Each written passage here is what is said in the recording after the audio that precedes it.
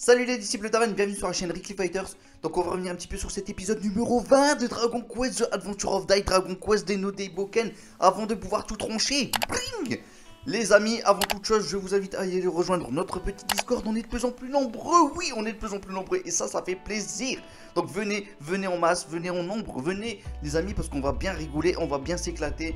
Je viens discuter de temps en temps et puis il n'y a pas que moi, on est nombreux les amis, on peut discuter, voilà, avec toute une communauté et ça c'est top les amis. Franchement c'est vraiment top, on rigole bien, on ne pleure jamais et on va toujours de l'avant les amis. Oui, voilà. Donc l'épisode commence avec un petit bonus qui fait fort plaisir, où l'on retrouve Mistwern. Donc voilà, qu'a-t-il fait pendant tout ce temps? Il avait disparu. Bon, déjà on avait eu un petit passage un peu bonus quand même dans l'épisode précédent. Et là, on voit qu'en fait, il a récupéré le corps de Adlar. Il l'a ramené au QG, donc à la forteresse du Roche Gémon.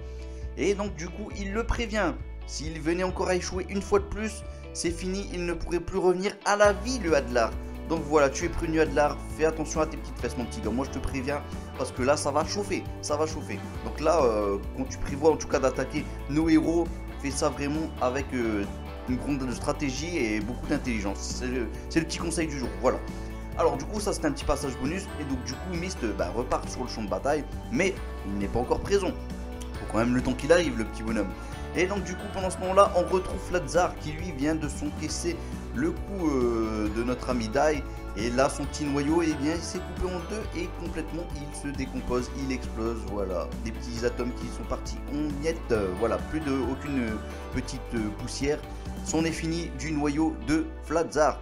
Et donc du coup les deux morceaux, les deux parties de Fladzar tentent de quand même rester collées l'une à l'autre, hein, la partie flamme et la partie glace, mais ça ne fonctionne pas très bien et Pop on profite pour y aller dégeler la partie de glace avec un Merazuma, donc c'en est fini pour la moitié de glace.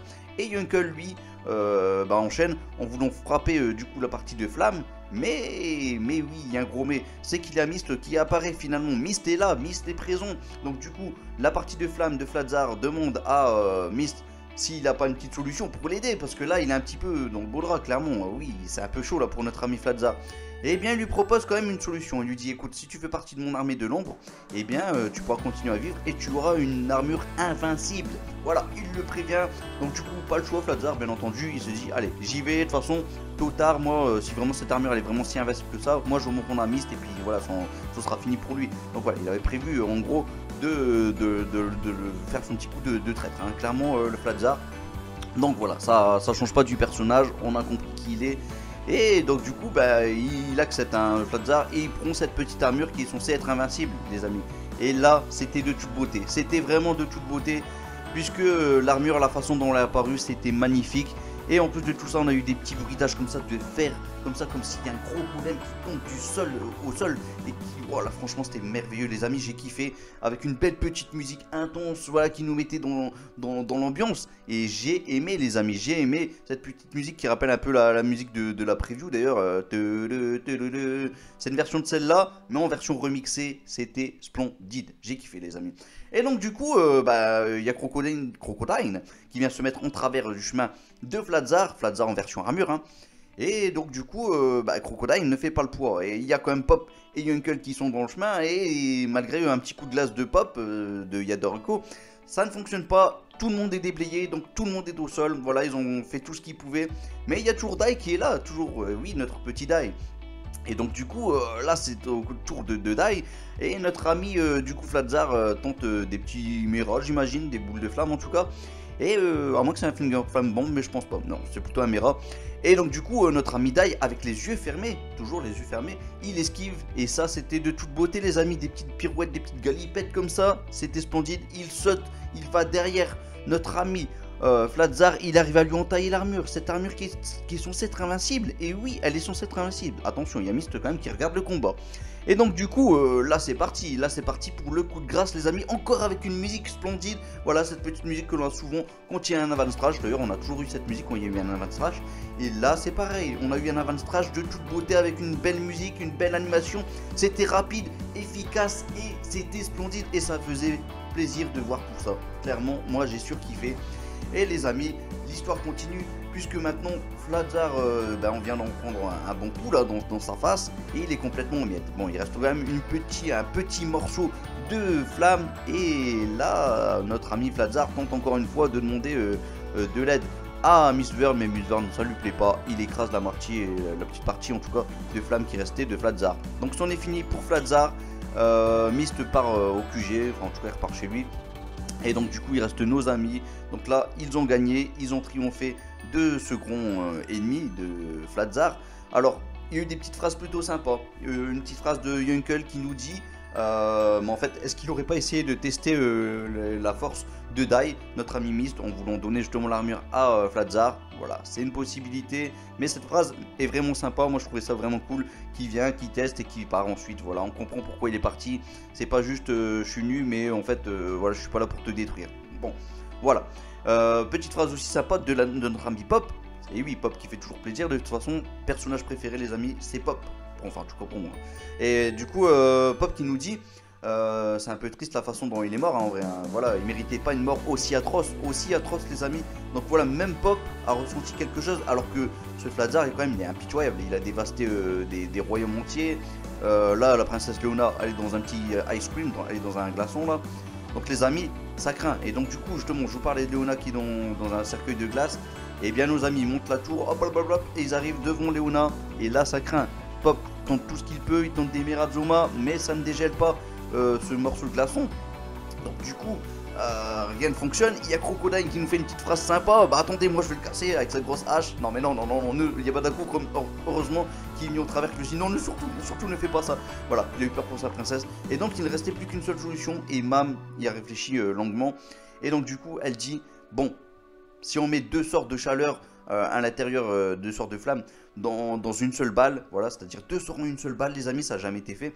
Eh bien, il y a moyen que ça puisse dégeler du coup le cercueil de glace. Donc du coup, Pop a bien compris que s'il tente la chose, le pistolet risque d'en prendre un sacré coup. Mais Mam a dit oui, mais c'est ce que Avan souhaiterait certainement. Voilà, son pistolet, il l'a créé aussi pour des bonnes choses. Et là, c'est le moment de l'utiliser. Donc du coup, Pop veut mettre sa petite magie dans la balle. Mais Pop n'a plus de magie, il n'a plus d'MP, le pauvre. Oui, oui, Magic Point, il n'a plus de magie. Et la balle, du coup, elle tombe auprès de Dai. Dai se dit bon, moi je ne maîtrise peut-être pas ce sort de flamme qu'il faut, mais c'est pas grave, si j'ai le symbole du dragon, avec le symbole du dragon, c'est vrai que normalement, en tout cas, il a fait un pacte avec tous les magies, notre ami Dai. Donc du coup, il met son symbole du dragon avec sa petite musique, la petite musique du symbole du dragon, les amis. Oui, il y a une musique spécialisée dont le symbole du dragon. Et là, voilà, on a eu cette musique-là qui faisait plaisir, et bam, il a pu mettre enfin la magie dans la balle. C'était cool, c'était top. Et donc du coup, Mam a pu tirer sa petite balle, bam, avec sa petite bastos, c'est parti. Elle a pu dégeler le cercueil de glace. Et donc du coup, nos amis ont pu libérer Leona, mais au dépit quand même du pistolet qui en a pris un sacré coup. Donc il est cassé, il est cassé. Donc nos amis, donc dans une deuxième partie de cet épisode, vont y aller faire la fête. Et donc du coup on retrouve Avan, excusez-moi, Dai, qui du coup va y aller voir Leona. Et même sur le coup il s'est dit non mais tu me reconnais pas, c'est moi Dai, tout ça. Mais si, elle le reconnaît, mais elle a pas aimé la façon dont il lui a parlé. Voilà, il a cassé un peu l'ambiance. Elle qui voulait faire un petit discours pour le héros qui l'a délivré, et bien il a un peu tout gâché, voilà. Et donc du coup, et à ce passage là d'ailleurs, ce qui était fort sympa, pas forcément, mais on a pu voir que Dai il avait bu un petit coup, hein, le petit bonhomme là. Attention mon petit gars, et attention sur la route. Et donc du coup, finalement notre amie Leona, elle fait son petit discours, un discours vraiment joli avec une belle musique les amis. Donc voilà, une belle musique pour de belles paroles en plus, c'était cool, c'était top. Moi j'ai surkiffé. Et là les amis, en plus bon, je n'en ai pas parlé, mais on a eu aussi la petite révélation sur l'identité de Yunkel. Parce que oui, nos héros, les disciples d'Avan, connaissent l'identité de Yunkel, mais les autres ne savent pas c'est qui. Ils ne savent pas que c'est un ancien légat de l'armée de l'immortel. Et oui, donc voilà, attention, attention, ça en a choqué plus d'un. Et quand ils ont appris la chose, ils étaient tous bouche bée, hein, clairement. Oui, qu'est-ce que je vais faire? Non, l'ennemi est auprès de nous. Et malgré tout, voilà, il a avoué ses torts, tout ça. Il a dit bon, exécutez la sentence. Moi, j'accepte tout ce que vous voulez. Vous pouvez me couper la tête, voilà. Mais la sentence était tout simple de Leona. Elle est bienveillante. Tu compris, elle est intelligente. Et voilà, elle est vraiment faite pour mener le royaume, en tout cas vers la victoire, j'ai presque envie de dire les amis. Voilà, en tout cas pour diriger le royaume. Et donc du coup, clairement, elle dit à Yunkel, ta sentence c'est de poursuivre ce que Avan a voulu faire. Et ça c'était beau, de belles paroles de notre ami Leona.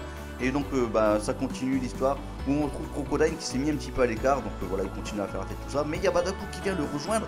Il dit mais viens manger auprès de nous, viens boire, tout ça. En tout cas, il nous ramenait un gros tonneau. Et là, il s'est éclaté le bide, les amis. Le Crocodile, bah, il a pris le gros tonneau. Et c'était de toute beauté. Moi, j'ai kiffé, c'était super drôle. Il y avait Matorif aussi qui était dans les petits passages comme ça, un petit peu en mode sur le côté. J'ai aimé ce petit moment. Voilà, c'était du bon Matorif. Et là, les amis, oui, les disciples d'Avan. Qui est-ce qu'on retrouve? On retrouve le prochain ennemi. Autant le dire tout de suite, les amis. Le prochain ennemi, ce n'est autre que le grand Baran. Baran, j'en ai des frissons rien que de l'avoir vu. Avec une musique qui faisait plaisir. Il était accompagné de Zaboira. Donc c'était la musique de Zaboira, ni plus ni moins. La musique à l'accordéon. Cette musique, je la kiffe. Franchement, c'est rare que j'aime bien des musiques à l'accordéon. C'est pas un instrument que j'adore tout particulièrement. Mais je peux vous dire que là, la musique accordéon comme ça, elle était vraiment nickel. Et puis elle passait bien. Voilà, avec ce petit passage un peu bonus, si je dis pas de bêtises, peut-être que je dis une grosse bêtise, mais comme d'habitude, vous pouvez me corriger, j'ai prêté ce manga à quelqu'un, il faut que je le récupère vraiment. Il faut vraiment que je récupère le manga pour pouvoir comparer quand même avec les épisodes. Mais bon, j'ai quand même mes petits souvenirs qui sont quand même présents, et je me rappelle pas avoir vu des dragons, en tout cas dans une sorte de flamme comme ça, qui se crachent du feu entre eux. Ah, c'était beau, ça faisait plaisir avec Baran sur son petit trône comme ça, le trône de fer. Non, le trône de terre plutôt. Mais du coup, voilà, non, c'était un petit passage qui fait plaisir. Et donc, du coup, il en apprend un peu plus, même si ça, cette partie-là est présente. Hein. Voilà, il en apprend sur le symbole du dragon. En tout cas, il apprend que Dai possède le symbole du dragon. Et là, il comprend pourquoi il était mis à l'écart, le petit Baran. Donc, franchement, les amis, voilà comment finit cet épisode avec un Baran qui est pas content. Et là, je peux vous dire qu'il a envie d'en découdre avec ce fameux Dai. Il a envie de comprendre comment c'est possible, les amis. Oui. Prochain épisode, ça annonce du lourd, puisque on verra du Killvan, les amis. On va voir du Killvan pour la première fois. Et j'ai vu son design, il était de toute beauté, les amis. Et attention, on va pouvoir discuter plus longuement sur l'épisode. Donc voilà, le design de Killvan était propre. Qu'est-ce qu'on a eu d'autre? La forteresse des démons, les amis. Elle va se déplacer, je spoil, je m'en fous. Voilà, la forteresse, voilà, il fallait. Vous avez regardé la preview, donc je ne spoil pas vraiment. Voilà, tout simplement. Et quoi d'autre, les amis? Eh bien, le titre, le fameux titre, la décision de Maham. Donc, ce titre veut tout dire. Voilà, les amis. Que va-t-elle faire? Son pistolet est cassé, je le rappelle. Attention. Donc les amis, il faut parler parce que franchement, il y a des choses sympas à dire. On a eu des belles musiques à chaque instant, les amis. Mais celui qui s'occupe des musiques, waouh, mon petit gars, t'as tout compris. Tu mets les bonnes musiques là où il faut, tu mets les petits plats dans les grands. Et oui, c'est comme ça que ça fonctionne. Donc en termes de musique, on était séduit, j'étais séduit en tout cas. Celui qui ne l'était pas, je ne comprends pas. Mais bon, après on a souvent Léo et Max aussi qui n'entendent pas les musiques et pourtant qui se disent, et je le dis honnêtement, qui se disent spécialistes en termes de musique, qui ont l'ouïe comme ça, assez fin comme ça. Et non, je suis désolé. C'est que vraiment souvent ils disent les musiques sont pas top alors que souvent les musiques sont top justement. Voilà, on est sur un tout autre genre. Enfin, tout autre genre pas forcément, on est toujours dans le côté un peu RPG comme ça. De style de musique par rapport à 91, on n'est pas sur les mêmes musiques, c'est vrai que je préfère ceux de 91, mais celle-ci vraiment, plus je les écoute et plus je me dis waouh, mon petit Ricti, c'est beau, c'est de la bonne musique et franchement c'est des OST qui plaisent et qui font clairement plaisir. Voilà, en termes de musique, vous m'avez compris les amis, c'est du propre. En termes d'ambiance, nous avons eu quoi, des amis? Alors, dès le début, un petit combat, un petit fight. Bon, ça a été assez rapide, mais on a eu des petits passages. Je pense qu'il y a des petits morceaux comme ça, un petit peu bonus quand même, avec du pop par exemple, qui fait du Yadaruko comme ça sur la partie. Enfin, du Mirazoma par exemple sur la partie de flamme, du Yadaruko sur la partie de glace. Enfin, sur la partie armure, excusez-moi. Donc, du coup, ouais, ça c'est du passage peut-être un peu bonus, pas sûr. Mais en tout cas, ça fait plaisir, c'était bien animé. Et en termes d'ambiance, voilà, on a eu des bons seiyuu, c'était super intense. La musique, elle mettait aussi dans l'intensité, donc clairement, on était dans l'ambiance. Les seiyuu, franchement, les seiyuu, c'était du travail remarquable. Hein. Je pense que là, vraiment, on a eu un épisode vraiment en termes de qualité parfait. Clairement, je vous le dis honnêtement, en termes de qualité parfait. Si ce n'est que voilà le petit passage où Yunko il a jeté son armure au sol. Il me semblait qu'il s'agenouillait pour avoir sa petite sentence. En tout cas, peut-être dans le TV 91 ou peut-être le manga ou peut-être les deux du coup. Là, il s'est pas agenouillé. Voilà, c'était peut-être dommage. Voilà, c'est peut-être la petite bémol vraiment de l'épisode. Maintenant, en tout cas, si c'était pas le cas, je pense qu'ils auraient dû faire la chose de cette façon dans tous les cas. Donc voilà, en termes de comics, on n'a pas eu trop de comics, si ce n'est le petit moment où Dai se fait clasher, le petit moment où Crocodile boit son gros tonneau comme ça, d'alcool. J'ai trouvé ça drôle. Après, j'ai pas eu trop de moments comme ça drôles, parce que c'est vrai que c'était un épisode plutôt avec beaucoup d'émotions, où on se posait la question, est-ce que Dai va réussir à donner le coup de grâce? Est-ce que Léona va pouvoir sortir de son cercueil de glace, ce genre de choses. Donc voilà, on était clairement plutôt dans les émotions. Aussi avec Yunkel, voilà, qui sait, bon, quelque part, il va devoir se repentir. D'ailleurs, chose que je n'ai pas citée dans la petite partie review, c'est que du coup, Yunkel et notre ami Crocodile, maintenant se dirigent vers la forteresse Roche-Démon pour avoir quelques informations. Donc voilà, ils ne restent pas là à rien faire. Et on voit que quelque part ils essayent tous les deux de se racheter. Donc voilà, ça c'est beau aussi. Donc en termes de comics, oui, non, on n'a pas eu non plus beaucoup de comics. En termes d'émotion, on a eu ouais, du début à la fin, franchement, je vous l'ai dit, ça c'était beau, avec des bonnes musiques bien placées, des bons seiyuu. Donc là vraiment rien d'autre à dire. Aussi avec Flatzar qui faisait un peu quelque part pitié. Mais on avait pitié de lui, et on voyait aussi ce côté un petit peu Mistweaver, un peu impitoyable quand même. Voilà, on se demande s'il a un cœur le pauvre, hein.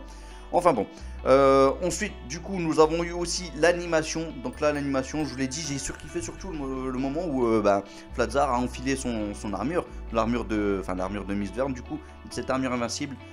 Qui n'était pas si invincible que ça, mais c'était la plus développée en tout cas du royaume, en tout cas, pas du royaume, de l'armée de notre ami Mistweaver. Donc voilà, la Van Strash nickel, avec une bonne musique, ça mettait dans l'ambiance, rapide mais efficace. Clairement ça a été rapide, mais c'est un Van Strash rapide, efficace et maîtrisé cette fois-ci les amis. Maîtrisé, et oui c'est la Van Strash perfecte, tout simplement. Voilà, je pense que j'ai tout dit, j'ai rien d'autre à dire, ouais, non, moi je pense que j'ai rien d'autre à dire. En tout cas, le prochain épisode s'annonce plutôt pas mal. Maintenant, ça va être un épisode de transition, il faut quand même le souligner. Donc voilà, il faut pas s'attendre non plus à quelque chose de méga bien. Ça va être génial, mais c'est tout. En tout cas, j'ai vu que les dessins ils étaient plutôt cool, hein. Donc voilà, on est sur la continuité de cet épisode et ça fait plaisir. On approche, les amis, nous approchons enfin de ce moment fatidique, un moment qu'on attend quand même tous malgré tout, où on va enfin continuer l'aventure avec le manga. Et ça les amis, ça fait des petits voilà, j'ai les yeux qui pétillent rien que d'y penser. Et avec ce qu'on a eu là dernièrement, vraiment la partie l'arc Flatzar on va dire, je pense vraiment que c'est prometteur pour la suite. Clairement, je vous le dis honnêtement, c'est vraiment prometteur pour la suite. On voit que maintenant les seiyuu ils se lâchent, voilà, clairement, ils s'enflamment, ils brûlent leur cosmos et ça c'est beau. Voilà. Bon, je pense que j'ai assez parlé les amis. Je vous laisse un météo en espérant qu'il vous guide vers la victoire. Et surtout, n'oubliez pas le petit like, le petit abonnement et le petit commentaire les amis. Dites ce que vous avez pensé de cet épisode qui pour moi était vraiment cosmique. Voilà, je le dis, un mot, c'est cosmique, tout simplement. Salut tout le monde, ciao ciao ciao, météo.